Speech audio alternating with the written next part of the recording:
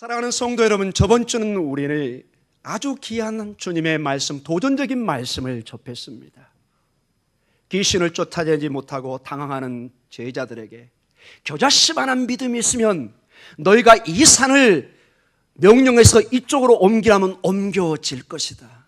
아무도 상상할 수 없는 그 복음의 능력, 그 하나님 말씀의 작은 믿음, 비록 작은 시지만 그것이 심겨질 때는 30배, 60배, 100배 많은 새들이 깃드는 그 겨자씨 비유를 우리는 상상해 볼 수 있습니다. 그것을 마가복음에는 이렇게 해석하는 것을 우리는 또한 보았습니다. 기도 외에는 이런 이유가 없다고 말씀하십니다. 하나님의 일들을 우리가 경영해 갈 때, 하나님 앞에 엎드려 기도할 때 우리가 상상할 수 없는, 마치 산이 옮겨지는 것 같은 놀라운 일들을 경험할 수 있다는 것입니다. 각 가정마다 이것은 다 다를 것입니다. 여러분의 삶 속에 기도의 영성을 회복하셔서 하나님의 놀라운 축복의 간증이 넘쳐나기를 다시 한번 축복드립니다. 자, 오늘은 그 사건이 전개된 가운데 오늘 두 가지의 중요한 내용이 나와 있습니다. 언뜻 보기에 논리적으로 잘 안 맞는 것 같은, 어떻게 이게 여기에 이 본문의 내용이 있는가 좀 의심스러울 정도로, 그래서 많은 학자들이 이것을 가볍게 여기는 사람도 있습니다. 그러나 우리는 이 말씀이 2000년 동안 교회의 마태복음으로 우리에게 주어져 있고, 이 말씀은 주님의 말씀이요, 주님은 분명히 17장 5절에 주님의 말씀을 듣는 것이 교회의 정체성이고, 교회의 가장 중요한 권위가 주의 말씀과 그 말씀을 듣는 것에서 나오는 것을 이미 살펴보았습니다. 우리 마태복음 17장 5절을 다시 한번 읽도록 하겠습니다. 매우 중요한 말씀입니다. 같이 읽겠습니다. 말할 때 호련히 빛난 구름이 그들을 덮으며 구름 속에서 소리가 나서 이르시되 이는 내 사랑한 아들이요 내 기뻐하는 자니 너희는 그의 말을 들으라 하시는지라. 아멘. 하나님 아버지께서 친히 하늘에서 음성을, 말씀을 들려줍니다. 그리고 예수님에 대해서 가장 나의 사랑하는 아들이고 기뻐하는 자라고 말씀을 하십니다. 그러면서 제자들에게, 곧 교회에게 명령을 합니다. 너희는 그의 말을 들어라. 주의 말씀을 듣는 것이 교회의 권위요, 특권이요, 동시에 우리 교회의 정체성인 것을 알려주고 있습니다. 교회는 주의 말씀을 듣고 주의 말씀을 가르치고 전파할 때 고침의 역사, 회복의 역사가 나타나기 시작합니다. 여기서 어떤 문화센터처럼 세상의 교양이나 철학이나 어떤 정치적인 어떤 그런 것을 전할 때는 이미 교회가 아닌 세상의 문화센터로 변하는 것을 보게 됩니다. 교회는 절대적으로 교회의 정체성에 대해서는 양보와 타협을 할 수 없는 것입니다. 오늘 이 시간에 여러분이 바쁠 수도 있고 여러 가지 공사가 다망할 수 있습니다. 그러나 우리의 모든 마음과 발걸음을 옮겨서 이 자리에 앉아 있는 것은 오로지 한 가지, 하나님의 영광을 드러내며 주의 말씀을 듣기 위해서 앉아 있는 것입니다. 여러분의 마음을 오늘도 성령을 통해서 여셔서 주의 말씀이 우리에게 생명의 말씀으로, 구원의 말씀으로, 회복과 치유의 말씀으로 임하기를 축복합니다. 자, 오늘 말씀은 17장 24절부터 우리가 시작하도록 하겠습니다. 큰 오늘 본문의 내용에는 역설의 내용이 나와 있습니다. 세금을 내야 된다, 세금을 안 내도 된다, 이러한 큰 역설이 이 말씀 속에 있습니다. 아버지의 아들들은, 왕의 아들, 딸들은 그 나라에 세금을 낼 필요가 없다. 그러나 그들이 실족하지 않기 위해서 세금을 내야 된다. 뭔가 모순되는 얘기가 있고 그 전에 주께서 십자가에 죽으시는 사건들이 나오기 시작합니다. 이 두 가지 내용이 어떻게 오늘 연결될 수 있을까요? 오늘 본문의 내용을 통해서 주님의 죽으심과 이 성전세, 성전에 내는 이 세금의 문제가 어떤 우리에게 도전의 말씀인가를 고민해 보기를 원합니다. 오늘 24절은 이렇게 시작합니다. 같이 읽습니다. 가버나움에 이르니 반세겔 받는 자들이 베드로에게 나와 이르되 너의 선생은 반세겔을 내지 아니하느냐. 자, 오늘 세금을 거두는, 특별히 성전세를 거두는 사람이 나와서 질문을 하는 것입니다. 너희 선생은 유대인들이 반드시 내야 되는 이 성전세의 의무를 지키고 있느냐? 이것을 질문하고 있습니다. 여기는 중요하게 한 3가지 정보가 나와 있고, 이거는 우리 설교를 하기 전에 이것은 미리 살펴봐야 될 중요한 내용이 있습니다. 먼저 어떤 장소가 나오죠? 가버나움이 나옵니다. 왜 가버나움에 이러한 사건이 오늘 펼쳐지고 있을까요? 가버나움은 굉장히 중요한 지리적 여건을 가지고 있습니다. 먼저 이 자리가 얼마나 중요했던지, 예수님께서 갈릴리에서 평생을 자라오시다가 공생의 선교의 사역이 시작될 때 어디로 옮기죠? 가버나움으로 옮깁니다. 선교센터를 가버나움으로 옮겨서 그분의 공생애를 공식적으로 가버나움에서 시작합니다. 그만큼 이 장소가 중요하다는 것입니다. 가버나움은 실질적으로 이스라엘의 국제 도로 속에 있습니다. 이집트와 그 사이에 있고, 그 다음에 지금의 이란, 이라크, 메소포타미아 그 사이에, 시리아 그 중간에 큰 국제 도로 속에 있습니다. 이 시리아나 지금의 이란, 이라크의 그 사람들이 이집트로 내려가려면 반드시 가버나움 지역을 지나가야 됩니다.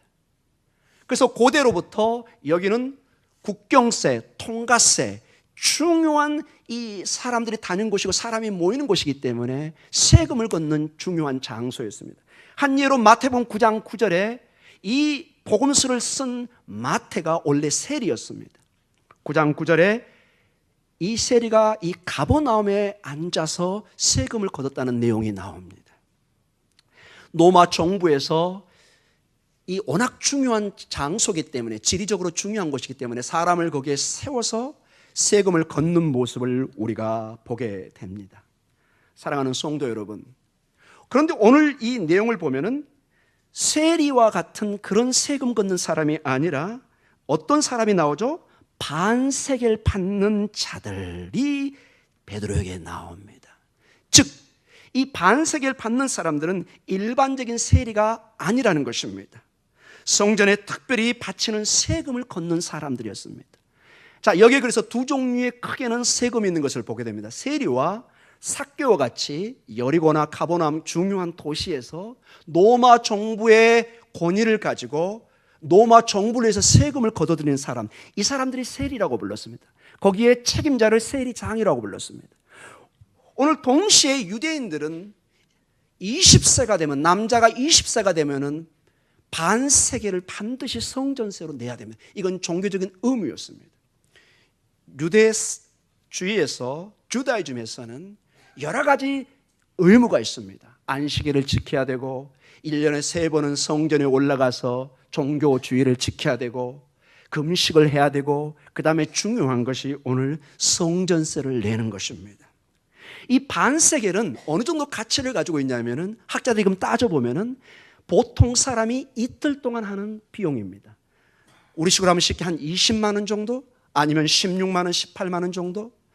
지금 우리식으로 화폐 가치를 따진다면 그 정도의 돈을 1년에 한 번씩 이렇게 성전에 내야 된다는 것입니다.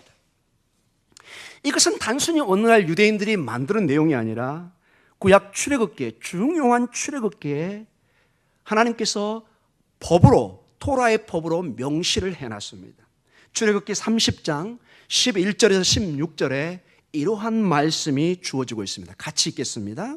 여호와께서 모세에게 말씀하여 이르시되, 내가 이스라엘 자손의 수요를 조사할 때 조사받은 각 사람은 그들을 계수할 때 자기의 생명의 속전을 여호와께 드릴지니, 이는 그것을 계수할 때 그들 중에 질병이 없게 하려 함이라.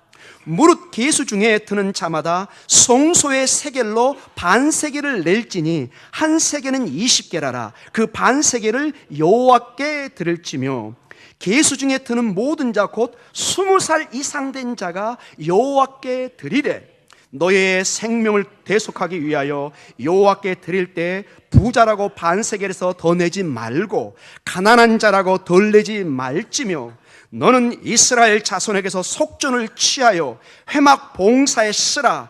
이것이 여호와 앞에서 이스라엘 자손의 기념이 되어서 너희의 생명을 대속하리라. 아멘. 이 말씀을 토라에 주신 것입니다. 이것은 반드시 지켜야 된다는 것입니다. 그래서 유대인들은 성전세를 내는 것이 그들의 신앙의 경건을 보여주는 가장 중요한 행위 중에 하나였습니다. 성전세를 내는 것은 유대 신앙의 생명과 피와 같은 성종과 그곳에서 드려지는 모든 희생제사를 돕는 행위 중에 하나였습니다. 이 성전세를 통해서 성전이 유지되고 거기서 일하는 제사장인들이나 레위나 이 제사장들이 모든 먹고 사는 것을 책임져야 되고, 심지어 여러분 그 제사를 지내면 나무가 필요합니다.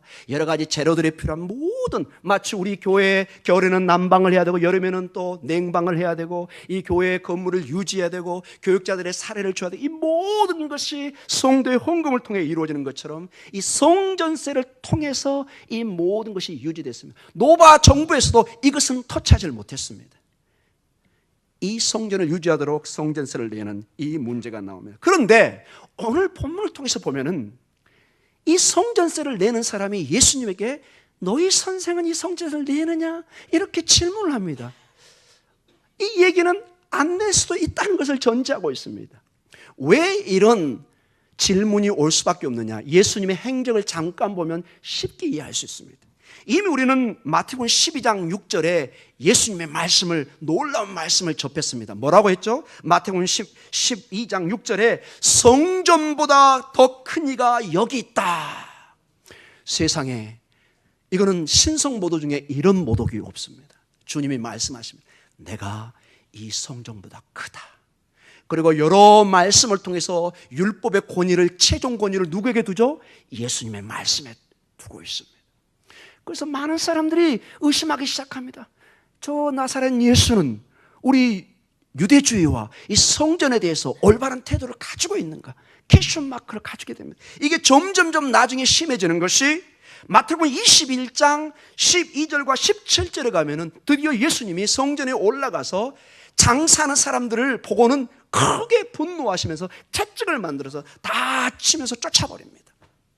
난리가 나는 현상이 벌어집니다. 성전에 대한 이러한 모습이 이미 유대인들에게 비쳤기 때문에 예수님에게 당연히 오늘 이런 24절의 질문을 던질 수밖에 없었다는 것입니다. 우리 24절 그런 맥락에서 다시 한번 읽어보겠습니다. 같이 읽습니다. 가버나움에 이르니 반세계를 받는 자들이 베드로에게 나와 이르되 너희 선생은 반세계를 내지 아니하느냐. 아멘. 여기 영어도 한번 들어보십시오. 주님이 아니라 너희 주님 이렇게 안 물고 너희 선생은. 마태복음의 특징은, 예수를 믿지 않는 사람의 특징이, 공통적인 특징이 한 번도 주님을 주님으로, 큐리오스로 부르지 않습니다. 항상 라바의 선생 차원에서만 부릅니다. 자, 여기에 대한 주님의 대답이 두 가지로 나옵니다. 공적인 대답과 그 다음에 개인적으로 베드로에게 하는 대답입니다. 공적으로는 나는 성전을 지지한다. 성전세를 내라. 이렇게 얘기합니다. 그리고는 역설적으로 베드로에게 가만히 가서는 성전세를 안 내도 된다. 왜냐? 성전세는 결국은 가치가 없어지고 쓸모없게 될 거라고 얘기를 하고 있습니다. 어디 그런 내용이 있나요? 이게 무슨 뜻일까요? 오늘 본문의 내용을 보면서 이 주님의 정확하게 주시고자 하는 메시지가 무엇인지를 우리가 살펴보도록 하겠습니다. 25절과 26절에 주님의 대답이 나옵니다. 같이 읽습니다. 이르되 내신다 하고 집에 들어가니 예수께서 먼저 이르시되 시몬아 내 생각은 어떠하냐? 세상 임금들이 누구에게 관세와 국세를 받느냐? 자기 아들에게냐 타인에게냐? 베드로가 이르되 타인에게니이다. 예수께서 이르시되 그렇다면 아들들은 세를 면하리라. 아멘.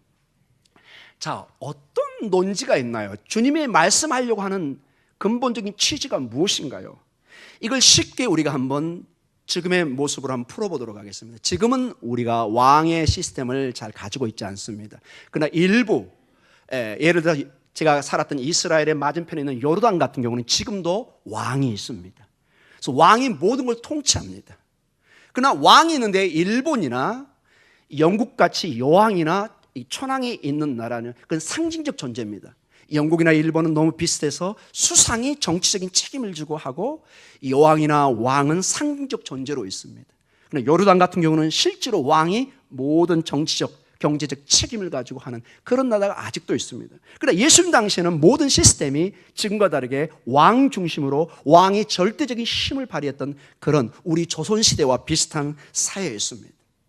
고대 세계에서는 왕이 세금을 걷습니다. 특별히 세금을 거둘 때 이 왕이 걷는 세금의 주 목적은 왕궁과 왕 그리고 그 자녀들을 돕기 위해서 먹이고 살리기 위해서 주 세금의 용도가 그렇게 사용됩니다. 자, 그러면 이제 우리가 따져볼 수 있습니다.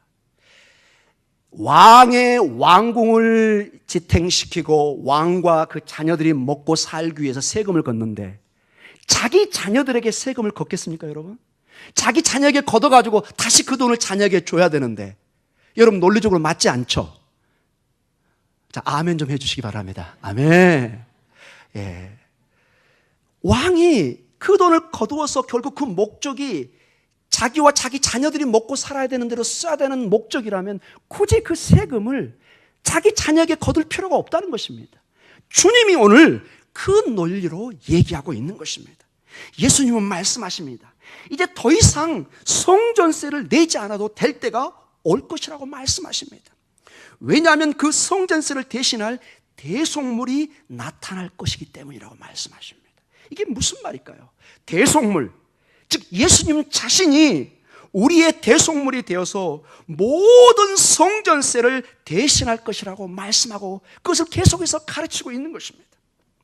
단순히 성전세뿐만 아니라 성전의 모든 희생제물을 대신할 일이 예수님이 십자가에 죽으시고 부활을 통해서 이 모든 것을 이루실 것을 계속해서 가르치고 선포하고 있는 것입니다. 이러한 맥락에서 오늘 우리가 읽었던 22절과 23절 말씀이 오늘 딱 맞아떨어지는 것입니다. 우리 22절과 23절에 뭐라고 나왔나 한번 보겠습니다. 같이 읽습니다.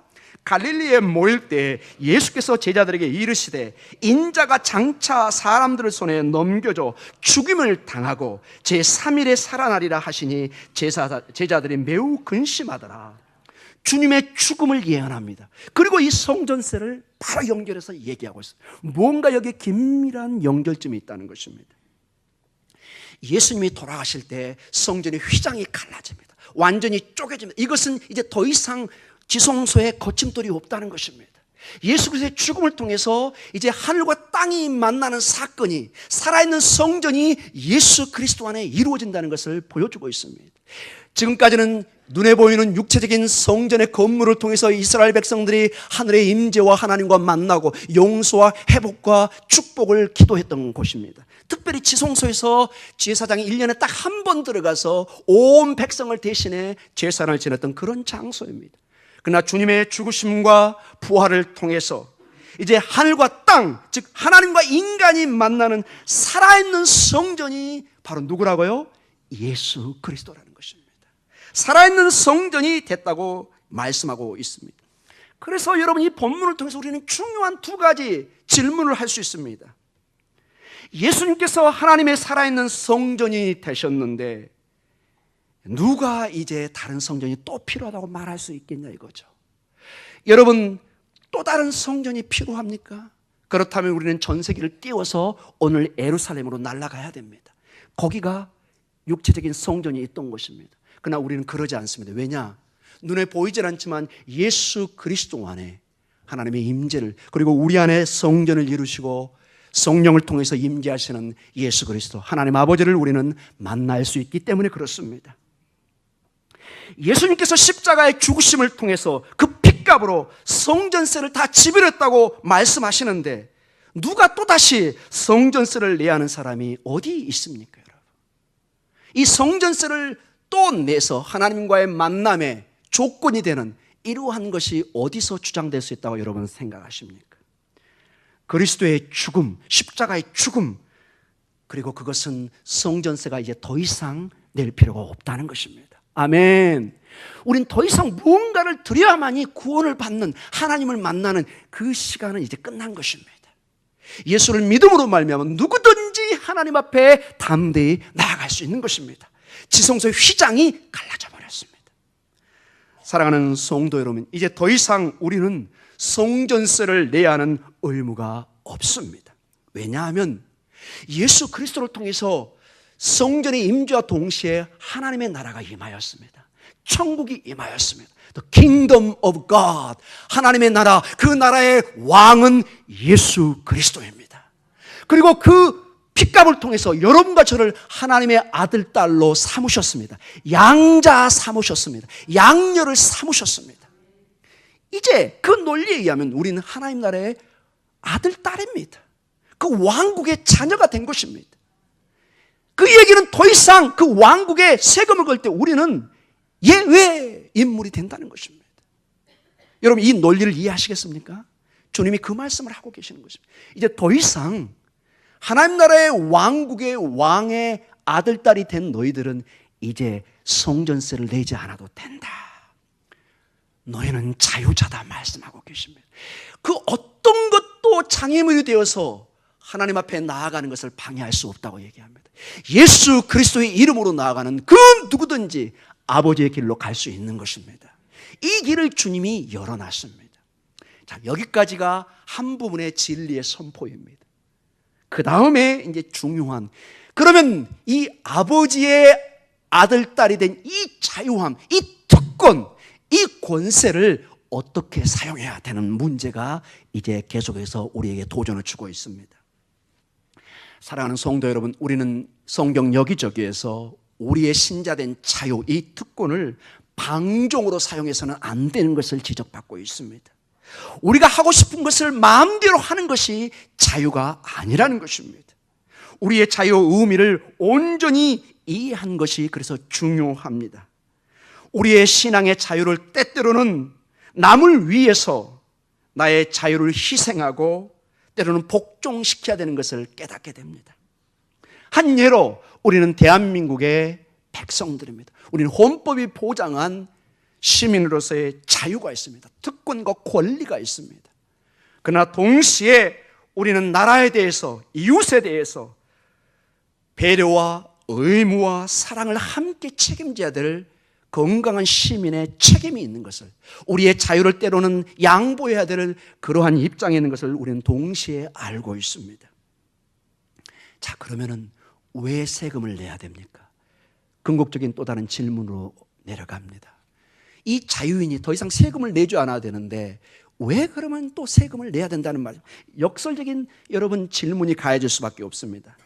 예수님의 십자가의 죽으심으로 모든 것이 해결되어 있습니다. 더 이상 우리에게는 세금을 내야 될 의무가 없습니다.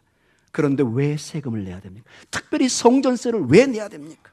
오늘 그 답을 27절에 주님이 직접 주고 있습니다. 우리 27절을 다시 같이 읽도록 하겠습니다. 시작. 그러나 우리가 그들이 실족하지 않게 하기 위하여 내가 바다에 가서 낚시를 던져 먼저 오르는 고기를 가져 입을 열면 돈 한 세겔을 얻을 것이니 가져다가 나와 너를 위하여 주라 하시니라. 아멘. 그들이 실족하지 않게 하기 위해서, 그들이 시험에 들지 않게 하기 위해서, 그들이 누군지, 이 본문의 내용이 무엇인지는 좀 더 살펴보겠습니다. 그런데 그 방법이 놀라운 기적의 방법을 씁니다. 이 갈릴리 호수는 약 깊이가 40m 정도 됩니다. 들어가면은 놀랍게도 어떤 배가 어떤 동전을 싣고 가다가 전복이 돼서 다 가라앉았다고 생각해 보십시오. 근데 놀랍게도 고기 한 마리가 저 바닥까지 내려가 가지고 이 동전을 입에 물고 올라와서 또 낚시바늘을 뭅니다. 그리고 거기를 열어보니까 성전세를 내는 돈이 나옵니다. 그래서 여러분, 이것을 상당히 많은 사람이 무슨 동화의 한 장면이다, 이게 무슨 내용인가, 그래서 막 이걸 영적으로 해석하려고 합니다. 전혀 이 본문의 그 내용을 강조하는 것이 아닙니다. 여기서 본문의 내용은 하나님의 기적을 강조하는 것이 아니라 주님이 주시려고 하는 메시지의 근본적인 뜻이 무엇이냐, 그들이 실족하지 않게 하는 것이 무엇이냐, 여기에 초점이 있다는 것입니다. 자, 그래서 오늘 이 본문에 이 여러 가지 주석서나 참고서를 보면 크게 두 가지로 이 본문의 해석이 나오는 것을 보게 됩니다. 이 본문의 해석이 맞는가 여러분도 한번 판단해 보시기 바랍니다. 먼저 이 본문을 가지고 어떤 사람들은 우리가 나라에 세금을 내야 되는 것을 강조하는 사람이 있습니다. 물론 우리는 반드시 세금을 내야 됩니다. 왜냐하면 우리가 세금을 내는 것으로 국가가 우리를 보호해주고 국가가 유지됩니다. 때로는 국가는 우리의 신앙을 도와주고 우리가 이렇게 평안한 가운데 예배를 드릴 수 있는 모든 안전과 질서를 잡아줍니다. 국가는 우리에게 가장 소중한 보호막이요 우리의 정체성이나 마찬가지입니다. 그러나 다 좋은 얘기지만 오늘 본문의 내용은 국가의 세금을 내는 일을 강조하는 것이 아니라는 것입니다. 왜냐하면 여기 내용을 봐보세요. 국가의 세금 얘기가 아니라 어떤 세금을 얘기하죠? 종교세를 얘기합니다, 여러분. 성전에 내는 반세계를 얘기합니다. 세금은 세금인데 그 강조점이 다르다는 것입니다. 이거는 지극히 종교적이고 국가의 세금 문제를 직접적으로 다루질 않습니다. 세금이 중요하긴 하지만 이 본문을 가지고 국가의 세금을 강조한다면 무언가 초점에서 흐려졌다는 것입니다. 두 번째로 이런 본문을 가지고 어떤 목사님, 이게 기회다. 교회 헌금과 11조를 강조하는 사람이 있습니다. 그것도 문제가 있습니다. 여러분, 문제가 있다는 게 여러분 헌금하지 말라는 뜻은 아닙니다. 여러분, 교회에 헌금과 11조가 없으면 일단 우리 교육자들 일단 손가락 빨아야 됩니다. 그리고 여기 유지할 수가 없습니다. 이 난방, 냉방, 여기 막 여러분 지저분하고 막 어떻게 다 유지됩니까? 막 곧 이게 무너질 것 같아가지고 여러분 그걸 어떻게 다 유지합니까? 안 됩니다. 아주 헌금 11조 이건 너무나 중요합니다. 그러나 이 본문을 가지고 11조는 헌금을 강조해서는 안 됩니다. 왜냐? 본문의 강조점이 다르기 때문에 그렇습니다.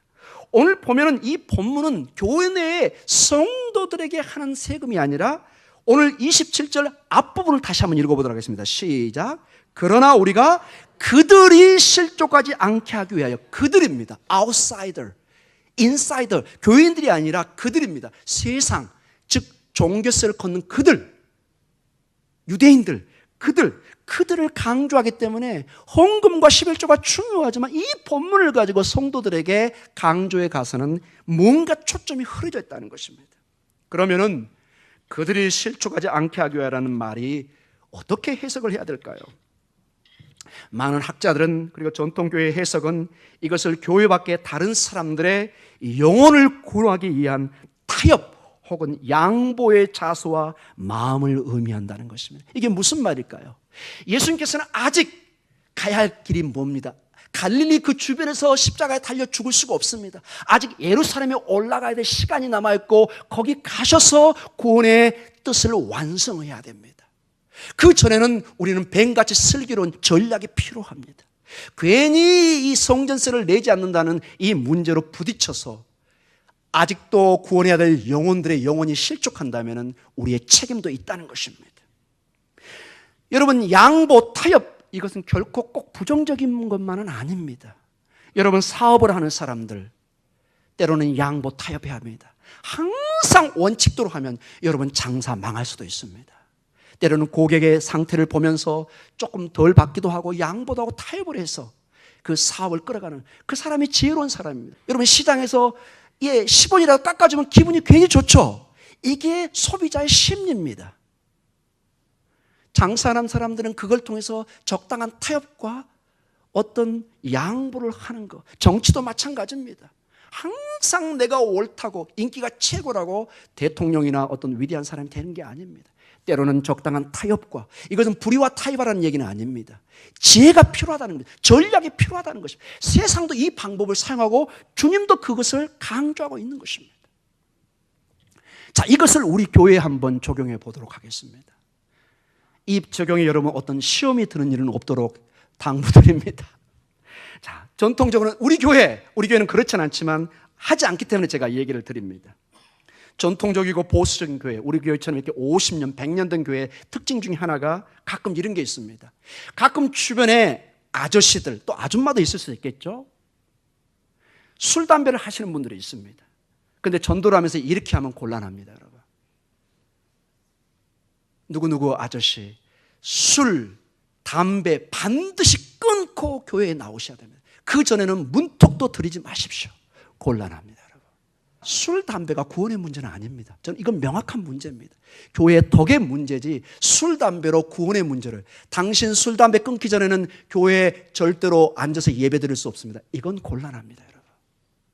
이것은 여러분 구원의 진리가 문제가 아닙니다. 그 영혼이 와서 하나님의 은혜를 통해서 술, 담배가 일단은 몸에 안 좋구나.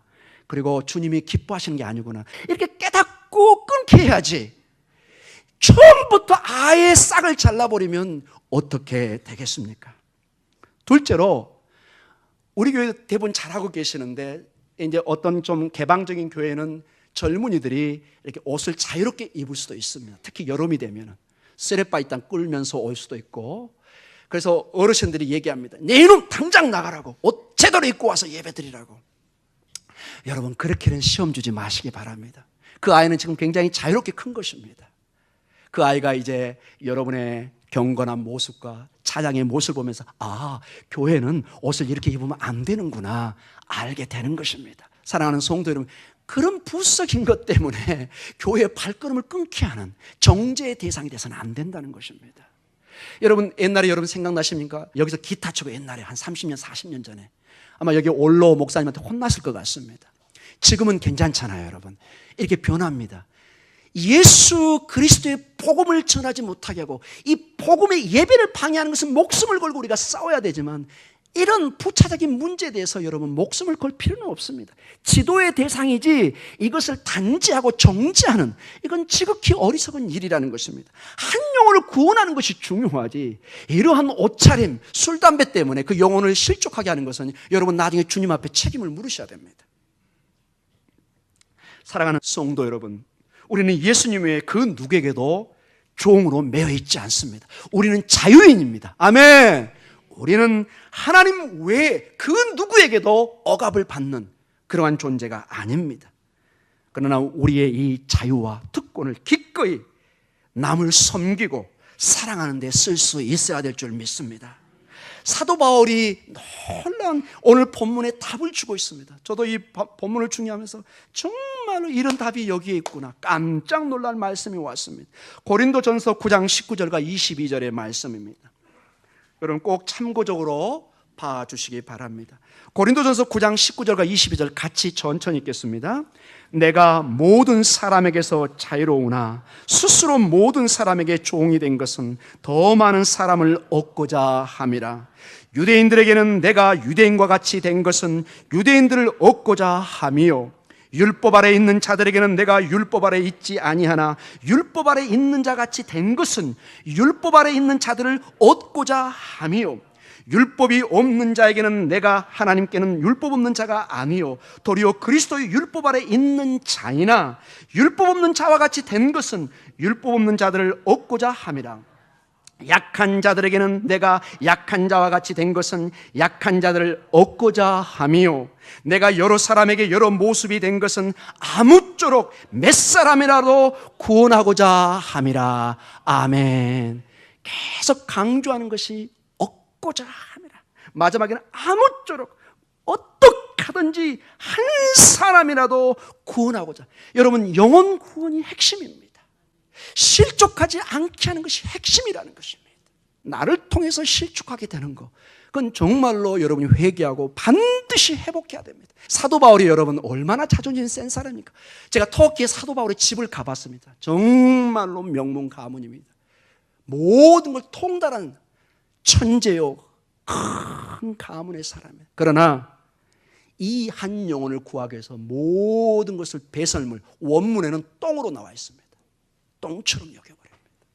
그리고 한 영혼에 더 얻기 위해서 오늘도 몸부림치고 있는 모습을 보여주고 있습니다. 사랑하는 성도님, 그래서 우리 교회는 두 가지 큰 균형을 이루어야 됩니다. 첫째, 우리는 어떠한 정부의 권력도, 어떠한 교회의 권력도, 어떤 가족이나 친구라 하더라도 예수 그리스도의 복음을 선포하고 가르치는 일을 못하게 할 때는 목숨을 내놓고 싸워야 합니다. 애가 없습니다. 타협, 양보 문제가 아닙니다. 여러분의 생명의 문제입니다. 그러나 이러한 절대적인 진리의 방해가 문제가 아닌 이웃과 형제자매를 구원하는 문제에 있어서는 그들을 복음으로 인도하고 예수 그리스도의 생명으로 인도하는 일에 대해서는 타협하고 양보의 자세를 가지셔야 됩니다. 때로는 여러분의 자존심을 내려놓으셔야 됩니다. 주님도 여러분을 위해서 자존심을 내려놓으셨습니다. 모든 주님의 권리를 다 내려놓으셨습니다. 왜 우리는 못합니까, 여러분? 어디에 그런 우리의 자존심을 주님 앞에 내어놓을 수 있겠습니까? 우리의 자유를 희생하는 마음과 자세를 가져야 할 것입니다. 이제 마지막으로 로마서 13장 8절에 사도 바울의 말씀을 마지막으로 오늘 설교를 마치도록 하겠습니다. 로마서 13장 8절입니다. 같이 읽겠습니다. 피차 사랑의 빛 외에는 아무에게든지 아무 빛도 지지 말라. 남을 사랑하는 자는 율법을 다 이루었느니라. 아멘. 아멘. 이제 우리 목동중앙교회는 봄의 새 기운처럼 새롭게 일어나야 됩니다. 세상이 변하고 있습니다. 생명의 역사가 이루어지고 있습니다. 복음의 능력은 이렇게 위대합니다. 옛것은 옛것에 맡기시고 보라 새 것이 되었도다. 여러분의 삶 속에 예수 그리스도의 이 사랑의 빛으로 율법을 완성하며 구원을 완성해가며 하나님의 놀라운 은혜를 끼치는 축복된 여러분 되시기를 주님의 이름으로 축원합니다. 기도하겠습니다.